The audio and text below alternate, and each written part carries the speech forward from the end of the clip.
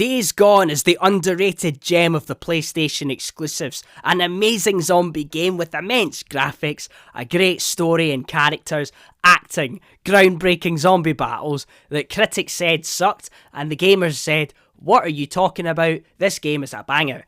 You know why Days Gone Remastered is more important than you think? Because it's Sony testing its popularity to see if it's worth finally funding a sequel to the most underrated game ever. One of the few games that we actually won, Days Gone 2. But IGN gave it a 6.5 and led us to not getting it, you ballbags. Years of not showing Deacon on any promotional art and no sign of PlayStation going near Days Gone. And after the multi-million-dollar disaster of the live service games, Days Gone is getting a remaster. After its initial release when the professional game journalists damaged Days Gone's reputation, like 6.5s, really? You got to Crater Lake and thought this is boring, nothing good here, gamers, on you go. Gamers have slowly, over the years, been discovering Days Gone for themselves and realising it's awesome. So let's talk about this remaster. Is it that big of a jump graphically? No, it's barely noticeable, right? Days Gone already looks like a PS5 game, 4K, 60 frames, it's already there, right? But it's got the support of the haptics on the controller, that's a good thing. The new modes like Permadeath and the Horde Assault look interesting. I've literally just finished replaying Days Gone for a review I did a few weeks ago. It's ace, don't listen to anyone that tells you otherwise. It's a slow start, mind, but when it gets going, it's awesome. And I think, to me personally, I think Days Gone is a better game than Spider-Man 2 and the Horizon games. For me, personally. But the thing is, I made a video about Days Gone about a year ago, and it was my biggest video I've ever done at that time. It's still my second most viewed. It was flooded with comments agreeing with me. What?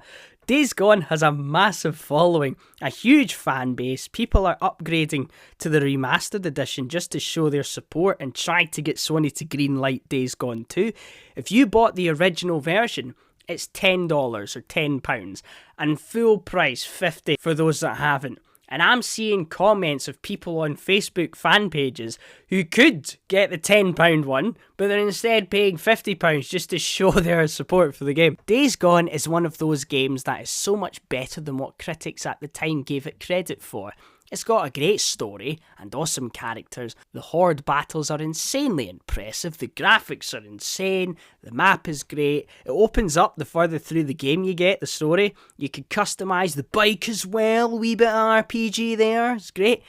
And it's a big game. The main storyline is long and it gets bigger and better the further through it you get. There's a bit where you think you've completed the game, or it could have stopped there. You defeat a major enemy, and then it just takes a turn and unveils a whole new storyline that easily could have been a huge DLC, but no, it's the game. It's the main storyline. In my video the other week, I literally mentioned that Ben Studios were making a live service game that was cancelled. So in theory, they could go back to Days Gone, and then there you go, a remaster's announced.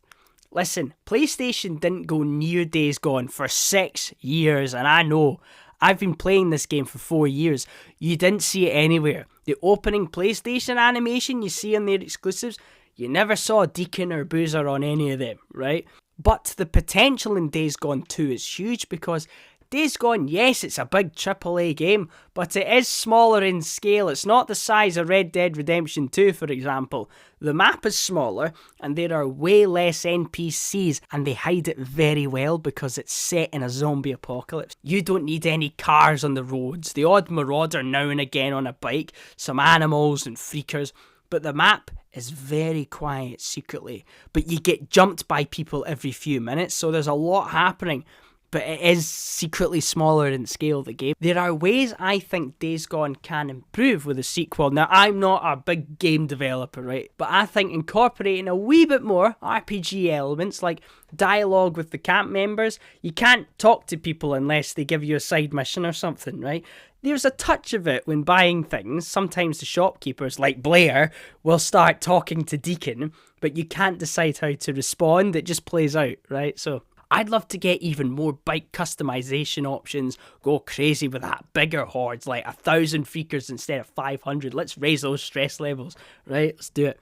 But yeah, Days Gone Remastered is a hugely positive sign for Days Gone's future. The fact that they are even releasing a remaster is Sony showing interest in Days Gone for the first time in years.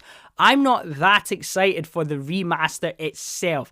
I'm excited for what it means, and it is a clear social experiment. We are the guinea pigs, right? There's people high up in Sony keeping a close eye on how Days Gone Remastered performs. There's not any real big games coming out just now for PlayStation. Well, there's none. When the PS5 kicked off, they had the hype of Spider-Man 2 and God of War Ragnarok, lifting it. There's not anything on that level of excitement coming out at the moment. The only one that I'm looking forward to is the third installment of Final Fantasy VII, but that's a few years away, and that is not selling on the same level as Spider-Man, right? I think PlayStation are in a bit of a lull just now, and we need something to be excited about. And I reckon this remaster will sell well enough, and hopefully it just convinces PlayStation to greenlight Days Gone 2. I love Days Gone, but the best thing about a sequel is that it can improve upon little things, and who knows how powerful the freakers will get. They're evolving, so what happens if Lost Lake gets attacked by a massive horde or something? Or the camps have to join together as one mega camp? Or even building your own camps, Fallout 4 style? There you go, there's your game. And if you haven't played Days Gone before, now is the best time to give it a go. I'm sure you'll enjoy it. It is a slow start, but that is on purpose, right? Once that map opens up the first time, that's when it introduces way more characters and storylines, and that's when it's awesome. So there you go. Days Gone is a great game, and I'm happy it's getting a remaster. In fact, when PlayStation had that state of play, when they announced all of those games, they made Days Gone Remastered the cover photo for their Facebook pages.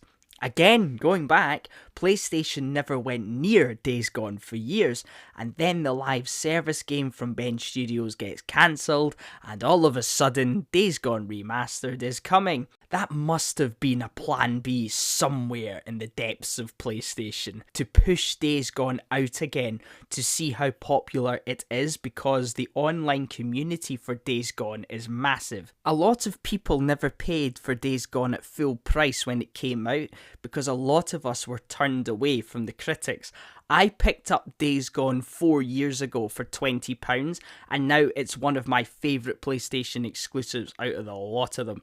It's not a 10 out of 10, but it's definitely like pushing a 9 for me. It's a fantastic game, and I think part of the reason as to why it didn't do as well is because it was released in 2019, right? 2018 is probably one of the greatest years for gaming we ever had and will ever get. We had God of War, Spider-Man, and Red Dead Redemption 2 within a few months of each other. So you got back-to-back mega masterpieces that year, and then a few months after Red Dead Redemption 2, you had Days Gone. You had a game that wasn't trying to be the greatest game ever made, whereas Red Dead 2 was, and had way more money behind it in time. I think part of it was Days Gone got caught up in all that for being a 9 out of 10 after a year of 11 out of 10s. Guess what? Right now, there's no Red Dead 2s, there's no God of Wars. A lot of games releasing are getting criticised. Avowed and the latest Dragon Age are two massive AAAs that never quite lit the gaming world up as they should have. If Days Gone released for the first time today, we would all be praising it like crazy. It would be it's a different world now. So I think Days Gone Remastered will be a success, and if it leads to Days Gone 2 being greenlit, I reckon it will be a massive hit for Sony, and a lot of people know it. So there we go, Days Gone Remastered looks to be a great sign for Days Gone 2, and I'll see you all in the next video. Bye!